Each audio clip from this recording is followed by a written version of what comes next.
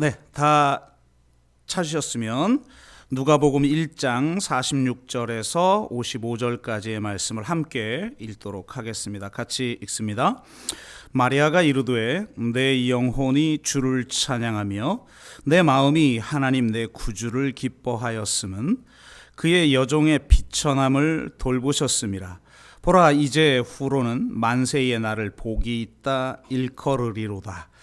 능하신 이가 큰 일을 내게 행하셨으니 그 이름이 거룩하시며 긍휼하심이 두려워하는 자에게 대대로 이르는도다. 그의 팔로 힘을 보이사 마음의 생각이 교만한 자들을 흩으셨고 권세 있는 자를 그 위에서 내리치셨으며 비천한 자를 높이셨고 줄이는 자를 좋은 것으로 배불리셨으며 부자는 빈손으로 보내셨도다.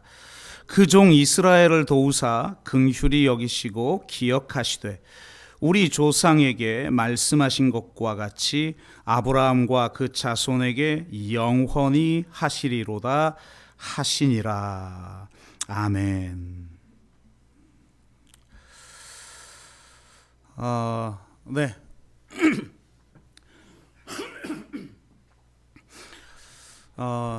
절기 예배가 이 설교하기가 가장 좀 어렵다 이런 말씀을 드렸는데요. 이번에도 어떤 설교를 해야 하나 이런 여러 고민이 많이 있었습니다. 더군다나 2부 행사를 24일 날 하지 않고 축하 행사를 같이 하기 때문에 시간도 만만치 않은 그런 상황이어서 고민을 많이 하게 되었는데요. 지난주 여러분도 지금 하나님의 뜻을 따라 잘 묵상하고 계시죠? 네. 갑자기 고개들을 숙이지 말고 자, 고개를 들어요. 그리고 날 봐요. 네. 잘 하고 계시죠? 네. 그 묵상 순서를 보면 본문이 이번 주 수, 목, 금이 누가복음 1장이었습니다.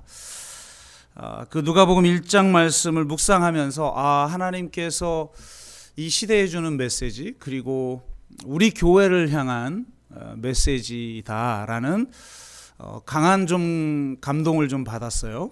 뭐 개인적인 감동입니다. 이건 철저히 제가 담임 목사로서 하나님 앞에 기도하는 중에 또 묵상하면서 저에게 주신 그런 감동인데요. 오늘 그것을 좀 나누도록 하겠습니다. 누가복음 1장에는 두 개의 수태고지가 나옵니다. 하나는 사가랴에게 천사가 나타나서 세례 요한이 태어날 것을 고지하고, 다른 하나는 마리아에게 천사가 나타나 예수님의 탄생을 고지합니다. 그리고 나서 마리아가 친족 세례 요한의 어머니 엘리사벳의 집을 방문하는 장면이 이어서 나오게 되는데요. 엘리사벳의 뱃속에서 세례 요한이 마리아의 뱃속에 있는 예수님을 알아봐요. 이게 정말 신비한 차원이죠.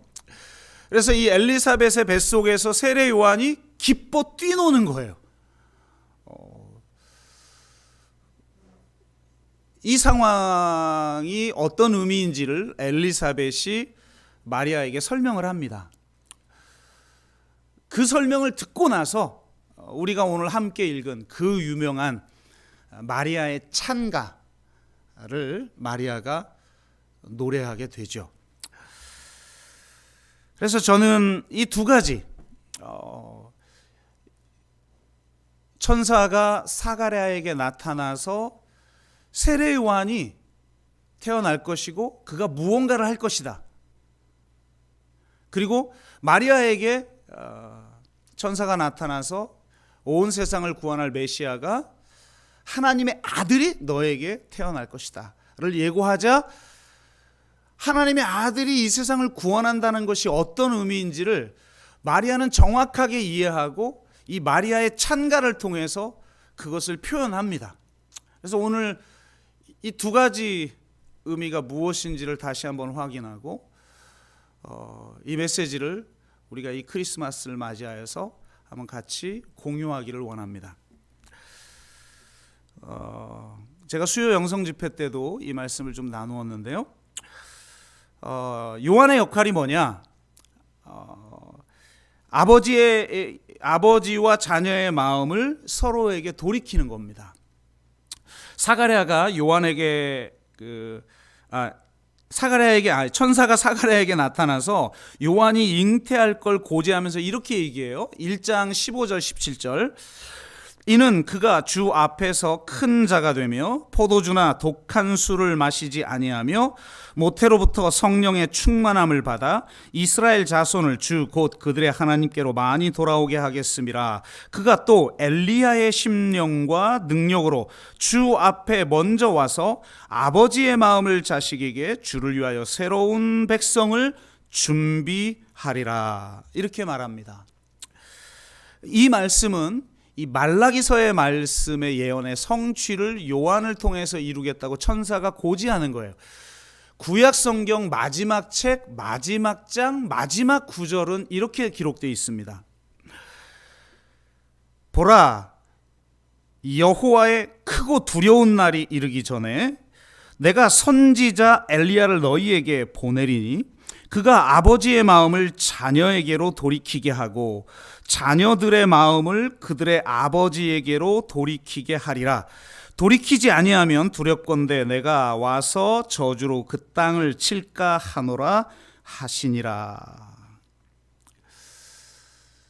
이거 구약 성경 마지막 절이 이 엘리야가 먼저 메시아가 오기 전에 오게 될 것인데 그가 할 일이 뭐냐? 아버지의 마음을 자녀에게 돌이키고 자녀들의 마음을 아버지에게로 돌이키게 한다는 거예요. 그런데 바로 그 요한이 그 엘리야로 이 땅에 왔다. 이렇게 지금 천사가 고지하는 거죠. 보통 이 구절을 가정사역하는 곳에서 많이 인용합니다. 아버지의 마음을 자녀에게 돌이키고 자녀를 아버지에게 돌이키는 것이니까 가정사역에 굉장히 적합한 그런 성경 구절처럼 여겨지죠. 그런데 여러분 한번 생각해 보세요. 아니, 메시아가 오시는데 그 메시아의 오심을 예비하는 길이 가정을 회복하는 길일까요? 거대한 구원의 역사의 정점, 즉 구약의 약속을 성취하러 오신 메시아를 예비하는 게 아니 가족의 회복이겠냐고요. 전 우주의 구원, 전 민족의 구원, 열방의 구원을 성취하러 오시는 그분을 위해서 할 일이 여러분 가정 회복이겠냐고요. 물론 가정 회복도 중요하겠지만 요한이 와서 해야 할 일이 가정 회복이겠냔 말이에요. 실제로 요한이 와서 한 일도 가정 사역이 아니지 않습니까? 이스라엘 민족을 향하여서 회개를 부르짖는 일을 했죠. 도끼가 나무 뿌리 위에 올려져 있다. 너희들이 회개하지 아니하면 하나님이 찍어서 불에 던져버릴 것이다. 내 뒤에 오시는 분은 나는 물로 세례를 주지만 그분은 성령과 불로 세례를 줄 것이다. 이런 얘기를 했지 무슨 가정사역을 한 게 아니잖아요. 그럼 도대체 이게 무슨 말인가를 우리가 이해할 필요성이 있어요. 우리는 너무 개인적인 복음, 개인 마음에 대한 복음, 그리고 가족에 갇혀있는 그런 복음에 사로잡혀 있기 때문에 하나님의 말씀을 제대로 이해하지를 못하는 거죠. 예를 들면 이렇습니다. 에베소서를 보면 성전된 하나님의 백성이 어떻게 살아야 하는가를 말하는 부분에 후반부가 나오는데 후반부에서 갑자기 사도 바울은 부부관계, 부모와 자녀 관계, 그리고 상전과 종의 관계에 대해서 이야기를 해요. 마찬가지로 이 본문도 가정사역하는 사람들이 주로 사용하는 거죠. 남편은 아내를 그리스도가 교회 사랑하듯이 사랑하고 아내는 남편에게 복종하는, 그 다음에 또 부모는 부모를 공경하고 부모는 자녀를 노엽게 하지 말고, 또 상전의 얘기는 뭡니까? 상전을 위협하지 말라, 종을 위협하지 말라, 이런 이야기들로 이루어진 말씀을 갑자기 하죠. 그래서 보통은 그 앞부분을 가정사역자들은 사용하고 직장사역하는 사람들은 이 상전과 종에 대한 이야기를 인용을 한단 말이에요. 근데 이런 해석은 지금 현대 문화를 성경 시대에 적용한 오류 중에 하나인 거죠. 사실 이 시대의 가정의 구성이 이랬던 거예요. 지금 사도 바울이 이야기한 것은 2000년 전 당시의 가정의 모습을 이야기한 거예요. 왜냐하면 2000년 전은 가정과 일터가 하나였잖아요. 집에서 다 일을 했거든요. 그러니까 상전과 종에 대한 이야기도 가정의 대가족을 이루면서 함께 살고 있는 하나의 가정을 이야기한 것이고, 왜 뜬금없이 하나님 성전된 하나님의 백성을 이야기하다가 그럼 이 가정에 대한 이야기를 갑자기 할까? 가정이 소중해서? 물론 소중하죠. 근데 우리는 이걸 전혀 이해를 못한단 말이에요. 바울은 가족 관계 안에 있는 이 세 가지 관계를 통해 본 하나님 나라 백성의 정치에 대해서 이야기를 하는 거예요.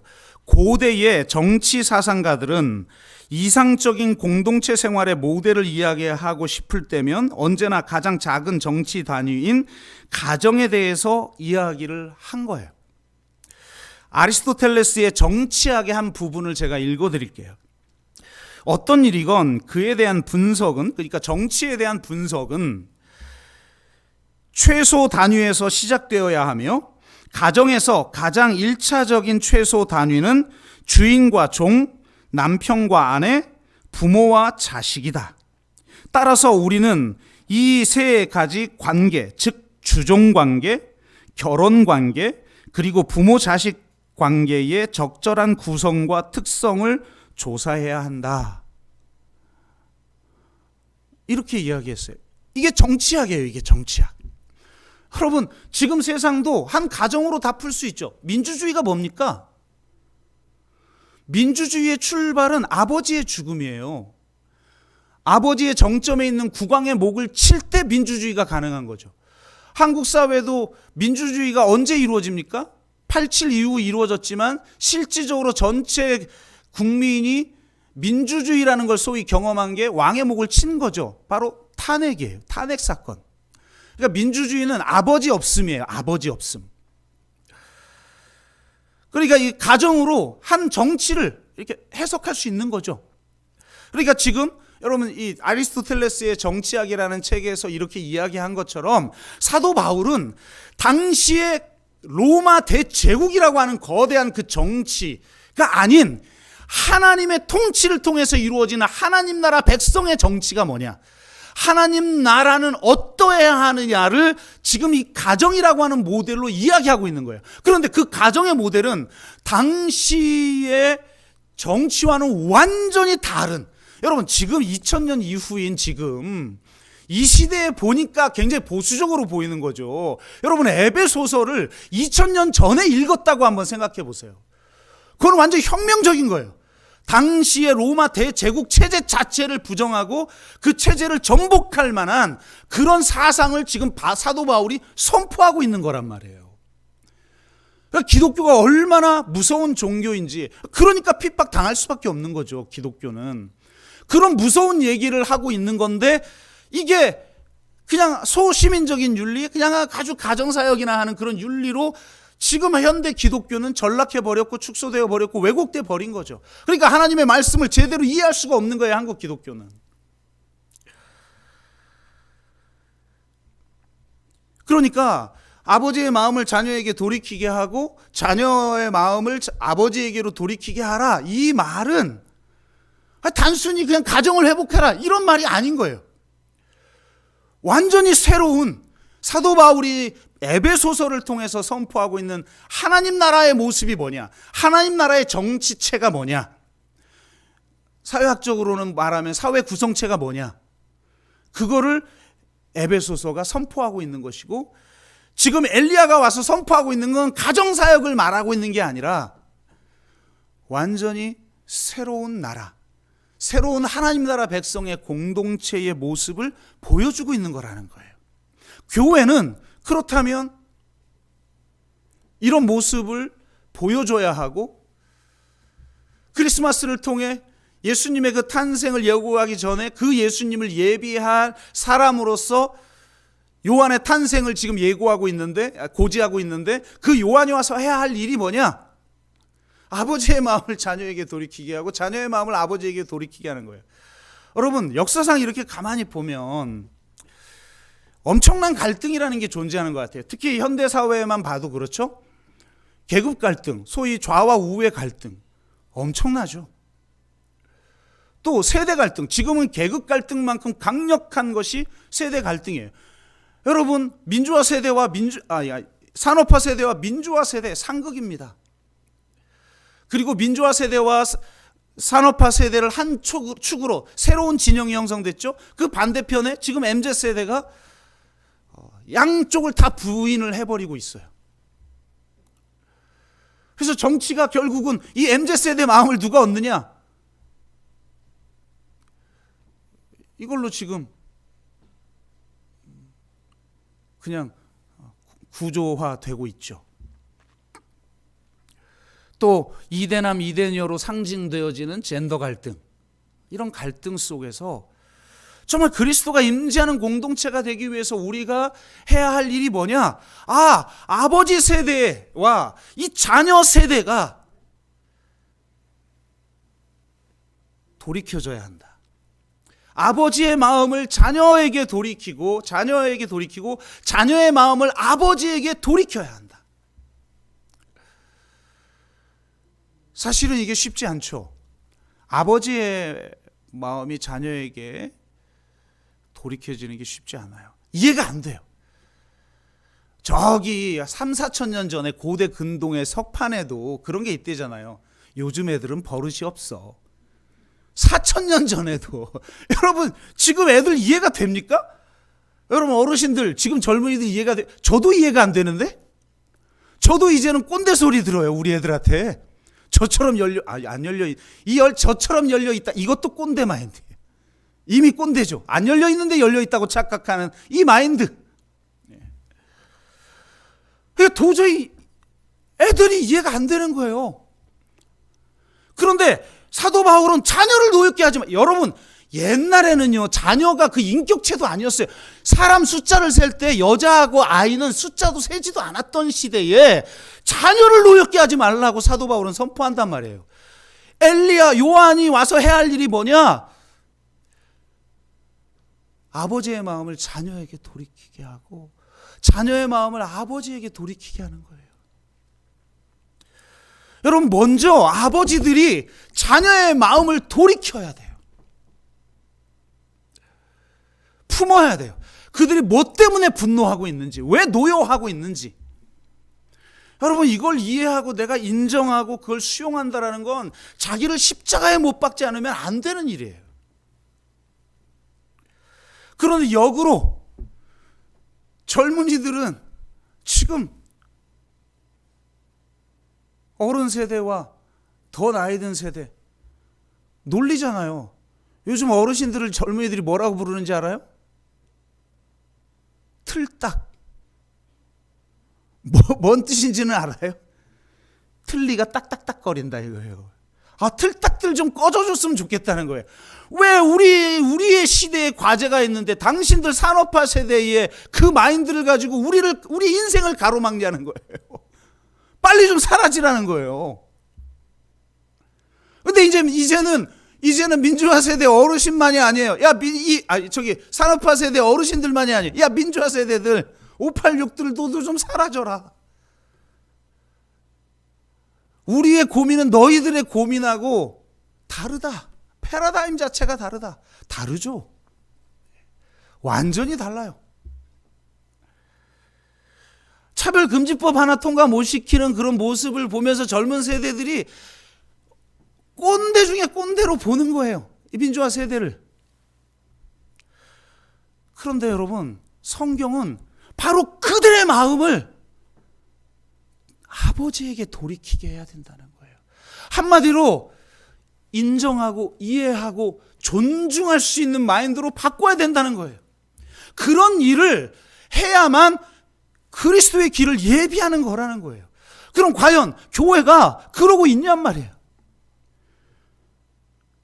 지금은요, 여러분 사회학적 용어가 생겼어요. 용어가. 기독교 세계를 분석하는 사회학적 용어가 있는데 노인 지배 사회라는 거예요. 그런데 가만히 보니까 교회만 그런가요? 이 세상이 다 그렇지 않나요? 젊은이들은 헬조선이라고 그러면서 수많은 아이들이 다 공황장애, 우울증에, 걔들이 우리보다 못나서 여려서 천만의 만만의 말씀입니다. 그러니까 진짜 이거를 교회가 과연, 저희 교회가 여러분 출발할 때부터 이 계급 갈등, 좌와 우를 아울러야 한다. 이 세대 갈등, 야, 어르신들이나 또 이 중년 세대나 이 젊은 세대가 진짜 하나 되는 공동체를 이루어야 한다. 젠더 갈등도 마찬가지고요.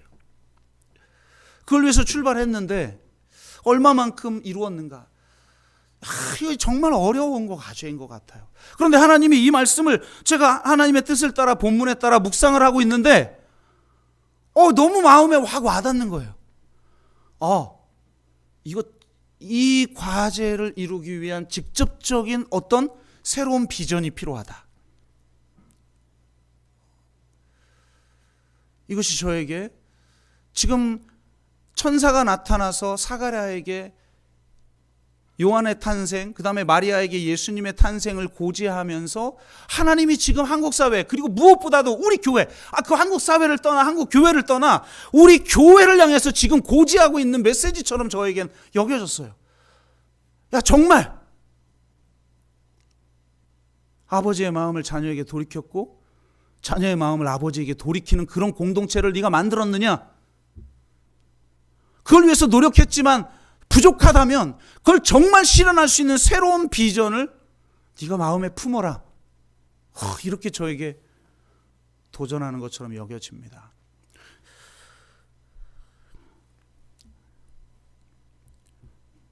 시간이 없어서 제가 좀 압축해서 예수님에게 예수님은 그러면 이 땅에 왜 오셨는가? 이거를 물론 만민을 구원하기 위해 오셨다. 다른 복음서의 마태복음 예를 들면 이름을 임마누엘이라 하라. 그리고 여기에는 보면 이름을 예수라 하라. 이렇게 이야기하면서 하나님의 아들로서 만민을 구원하러 오셨다는 거예요. 근데 만민을 구원하는 그 만민의 모습이 뭐냔 말이에요. 이거를 정확하게 마리아는 이해해요. 여러분, 아무한테나 예수님이 나오는 거 아닙니다. 여러분, 사무엘이 아무한테나 나왔습니까? 한나라고 하는, 그래서 한나의 노래를 들어보면 하나님이 그 시대에 대해서 가지고 있는 마음과 비전을 정확하게 노래하잖아요. 여러분, 한나는 그냥 자식이 없어가지고 한탄하는 그런 무슨 그런 속 좁은 여자, 그런 게 아니에요. 여러분, 시대를 읽고 이 시대가 바뀌지 않으면 안 되겠는데 하나님 내 아들을 통해서 그럼 그 일을 이루십시오. 여러분, 그런 일을 이루는 거는 쉬운 게 아니에요. 그게 행복한 게 아니에요. 한나처럼 저에게 자녀를 주시옵소서. 아무나 그 짊어집니까? 여러분, 마리아에게 예언의 말씀이 나올 때 뭐라고 그랬어요? 가시가 칼로 그 마리아의 심장을 여러분, 내 자녀를 하나님이 사용하신다라는, 우리는 너무 그냥 세상적인 욕망으로 그냥 그 하나님의 뜻을 재단하는 거예요. 하나님 내 아들을, 내 자녀를, 내 딸을 크게 쓰시고요. 아니요. 하나님이 쓰실 때는요, 부모의 심령에 가시로 찌르는 것 같고 칼로 찌르는 것 같은 아픔이 있는 거예요. 한나는 그걸 감내한 거예요. 마리아는 그걸 감내한 거예요. 그럴 만한 사람에게 주셨고, 그래서 하나님이 이 땅에 오셔서 뭘 하실지를 정확하게 이해했기 때문에 그는 마리아의 찬가라는 노래를 할 수 있는 거예요.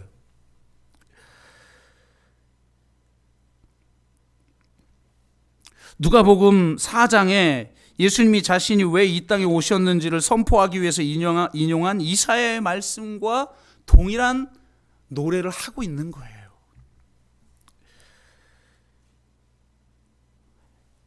핵심적인 메시지는 하나님 나라, 그래, 만민을 구원해서 새롭게 세운 하나님 나라 백성의 공동체는 어떤 공동체냐를 정확하게 마리아가 노래해요.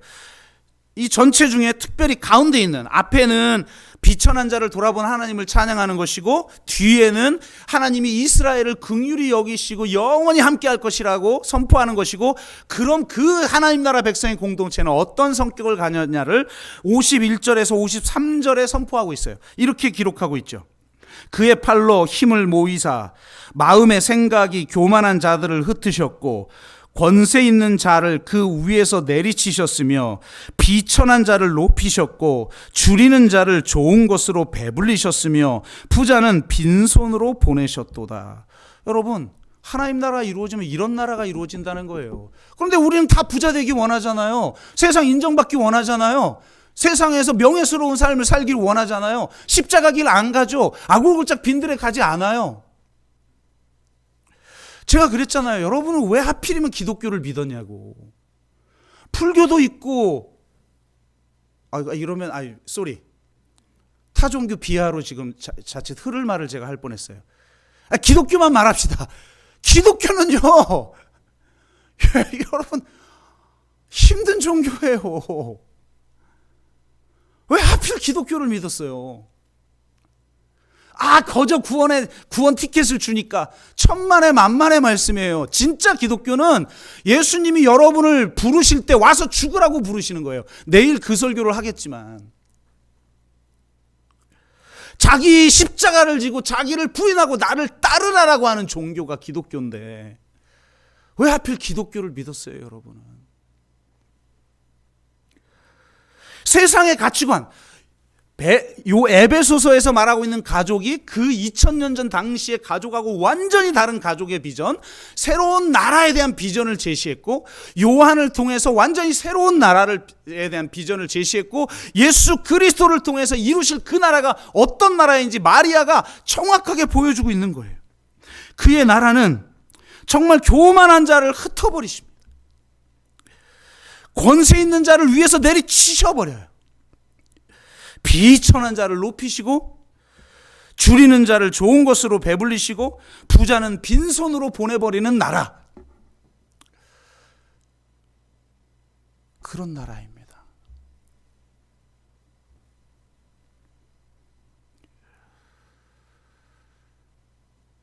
그러면 아버지의 마음을 자녀에게 돌이키고, 자녀에게 마음을 아버지에게로 돌이킨 그 공동체가 어떠해야 하는가를 지금 이 마리아의 찬가를 통해서 우리에게 보여주고 있는 거죠. 우리 공동체는 과연 이런가? 그리고 이런 세상을 만들기 위해서 살아가고 있는가?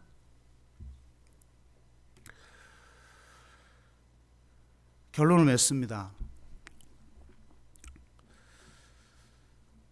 천사가 고지한 요한의 역할과 예수의 역할, 이 두 가지가 우리 교회에 주시는 제3기 과제일 것 같아요. 내년에 제가 이제 신임 투표를 하죠.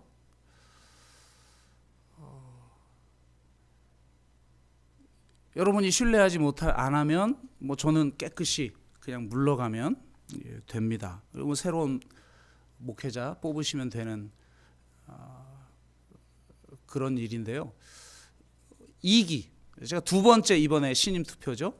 그리고 나서 이제 제 3기를 맞이하게 되는데, 제가 일반적 은퇴 나이면 제 4기까지는 가능하겠죠. 약간 초과할 것 같긴 한데, 아니면 조금 일찍 은퇴를 한다 그러면 제 3기까지 제가 하게 될 텐데, 한다면 그럼 진짜 뭔가 이 한국교회가 나가야 어떤 방향, 그것을 제시할 수 있는 그런 교회를 세우는 과제가 될 것 같은데, 그 과제는 이 두 가지가 성취되어지는 공동체를 세우는 것이 될 것 같아요. 코로나19 팬데믹이 주는 문명사적 전환이라는 과제와 코로나19로 인해 변해버린 환경과 변해버린 우리 자신의 신앙적 성향, 저는 진짜 변한 것 같아요. 제가 아주 온몸으로 느끼고 있어요. 셀장 모임을 하는데 어느 분이 셀장 한 분이 그래요. 목사님, 우리 성도들이 이제 교회 중심이 아니에요. 목사님 이거 아시고 목회하셔야 돼요. 저한테 그러시더라고요. 그래서 제가 그분에게 이렇게 말했어요. 제가 그걸 알아야 된다고요? 뭘 알아요? 온 몸으로 세포 하나하나 다 느끼고 있는데 지금. 그렇다면 이걸 현실로 인정하고 우리는 어떤 공동체를 제3기에 세울 것인가? 그 3기에 해야 할 일을 이후 1, 2년 사이에 우리가 준비해야 될 것 같아요. 저 나름대로는 3가지 가능성을 놓고 기도하고 있는데 이거 정말 중요하구나. 어떤 이 3가지 가능성 중에 제가 어떤 걸 선택하든 엄청난 변화가 앞으로 있을 것인데 내가 기도하지 않으면 안 되겠다 이런 마음이 들어서 갑자기 제가 기도원 일정을 잡았습니다. 감사하게 코로나 때문에 방이 남아돌더라고요. 예전에는 이렇게 갑자기 예약하려면 예약할 방이 없었는데 이렇게 코로나 덕을 보게 될 줄이야. 그래서 갑자기 예약을 해서 제가 월에서 목요일까지 좀 다녀오려고 합니다. 그래서 정말 하나님 앞에 기도하면서 물론 응답을 주실지 안 주실지 지금 항상 응답은 주셨지만 지금 주실지 안 주실지는 잘 모르겠어요. 그러나 집중해서 기도하면서 응답을 받고 주님의 뜻을 이루어 드리는 교회가 되었으면 좋겠다고 생각합니다. 이것은 저만이 아니라 우리 교회가 그리고 우리 교회만이 아니라 여러분 한 사람 한 사람과 여러분의 가정 하나하나가 진짜로 이제는 한번 돌이켜 봐야 될 것 같아요. 자기 자신을. 나는 진짜 그리스도인인가? 그렇지 않으면 더 이상 기독교가 필요한가? 이런 생각이 들어요. 그리고 이런 식으로 계속하면 제가 볼 때 기독교는 거의 초대교회 상황으로 바뀔 것이다. 근데 어쩌면 그게 축복일 수도 있어요. 왜냐하면 진짜 기독교로 돌아가는 하나의 기회가 될 수 있기 때문에. 그래서 이 팬데믹이 주는 엄청난 도전 앞에서 우리 자신을 돌아보고 정말 한 해를 돌아보고 새해를 내다보면서 하나님이 지금 우리에게 주신 이 2개의 고지를 내 삶 속에서 실천하기 위해서는 내가 어떤 마음을 가져야 하는가에 대해서 정말 기도하는 저와 여러분 되시기를 주의 이름으로 축복합니다. 오늘 시간이 너무